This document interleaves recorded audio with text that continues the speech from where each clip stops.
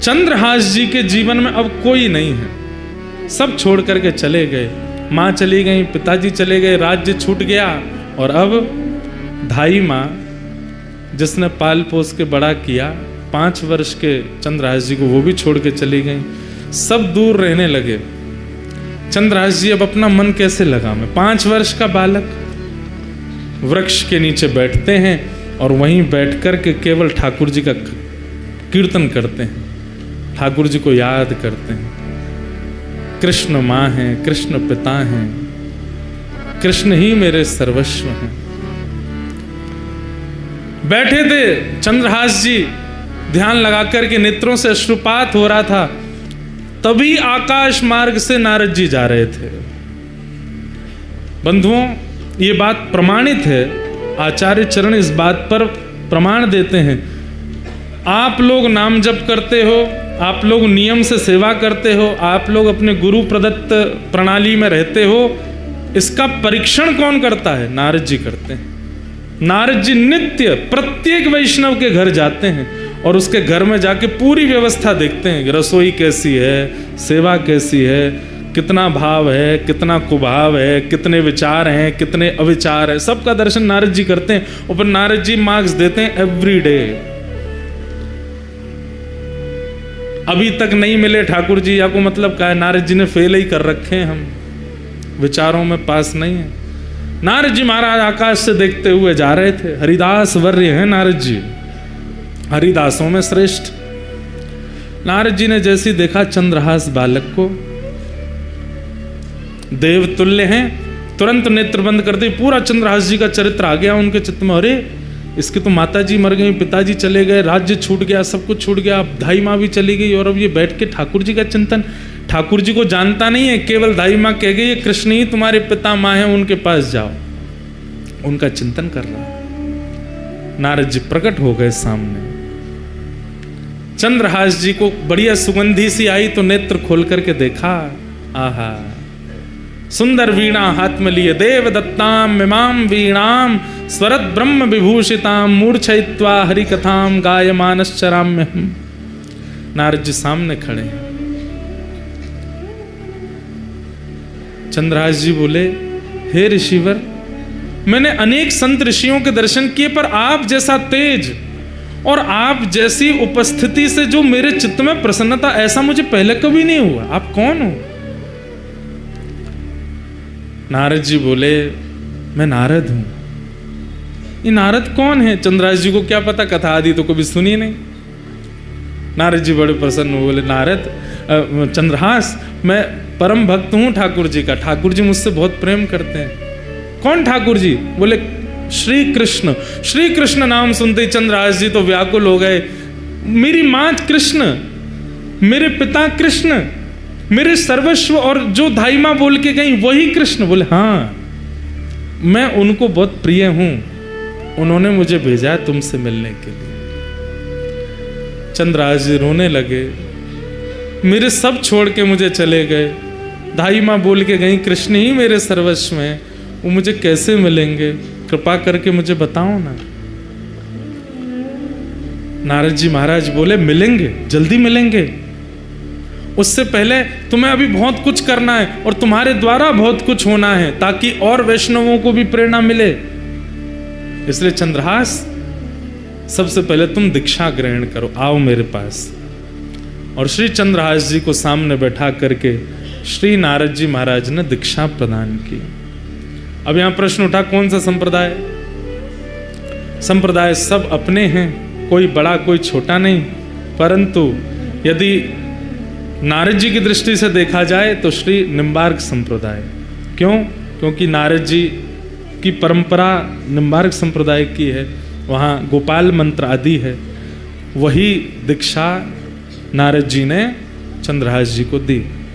गले में कंठी माला पहनाई, सिर पर तिलक लगा दिया और कान में मंत्र कह करके कहा कि अब नित्य इस मंत्र का जाप करना है। चंद्रहास, ठाकुर जी तुमको मिलेंगे।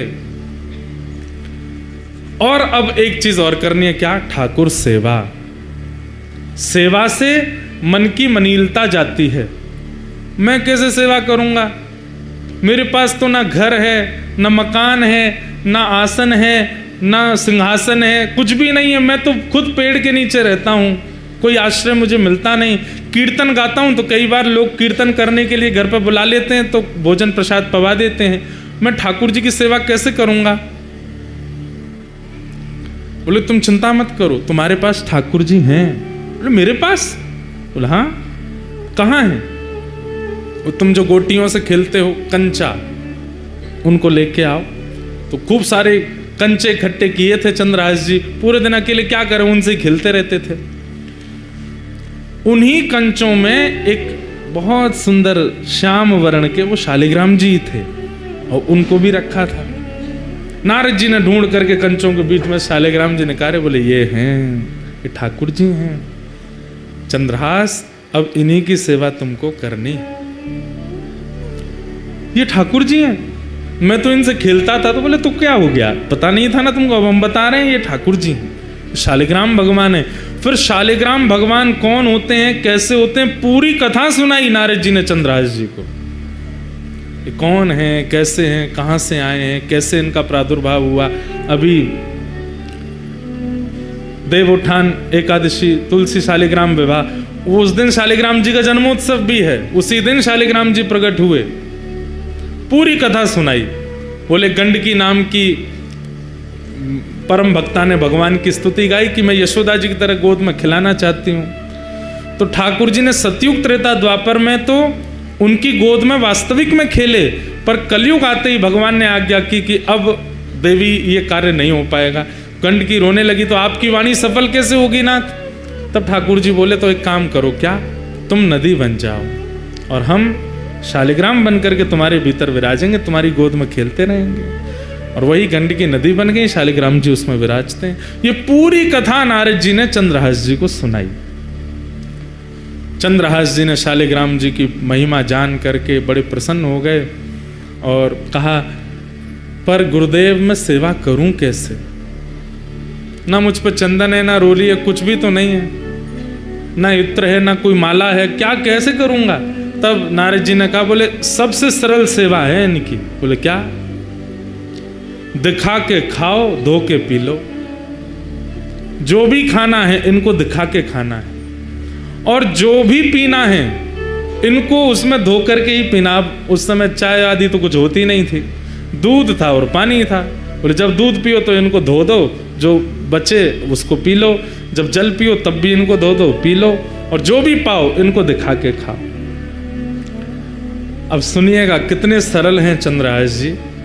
चंद्रहास जी बोले मुझ पे तो जेब भी नहीं है, मैं इनको कहाँ लिए घूमूं? नारद जी बोले अब तुम देख लो, अब हमने तुमको सेवा बता दी है, तुमको जैसे रुचि लगे। तुम्हारे पास जब भी गोटी बन के खिल सकते हैं तो जैसे तुम रखोगे वैसे रह भी लेंगे। सोई चंद्रहास जी ने शालिग्राम जी मुंह में धर लिए। बोले गुरु जी ये बढ़िया है। बोले क्या? जो भी खाऊंगा इनको दिख करके ही पेट में जाएगा, जो भी पीऊंगा धुल करके ही पेट में जाएगा। आप लोग ऐसा मत करना, कहीं आप ऐसे करो। जैसे ही मुंह में शालिग्राम जी रखे, नारद जी के नेत्र सजल हो गए। वाह भैया शालिग्राम, इस ब्रह्मांड में दो ही हुए जिन्होंने मुंह में शालिग्राम रखे, या तो गोपाल जी या चंद्रहास। या तो गोपाल जी ने मुंह में ठाकुर जी रखे। आज भी कहते हैं कि वो गोपाल शालिग्राम जी विराजमान है व्रज में। कई लोग बोलते हैं व्रज में विराजमान, कई बार उन पे दो दतुइयां भी गड़ी हुई हैं, ठाकुर जी काट गए उनको, दो दांत भी बने हुए हैं। नारद जी ने हृदय से लगा लिया, वारे चंद्रहास तेरी भक्ति बहुत सुंदर। छोटे से शालिग्राम जी को अपने मुंह में रखते हैं चंद्रहास जी। जो भी खाते हैं उस खाई हुई वस्तु को शालिग्राम जी देख लेते हैं, पा लेते हैं, मुंह में लेके वस्तु कहते हैं, है शालिग्राम देख लो का खा रहा हूँ, पा लेते हैं। जब जल पीते हैं तो शालिग्राम जी का स्पर्श होके चला जाता है।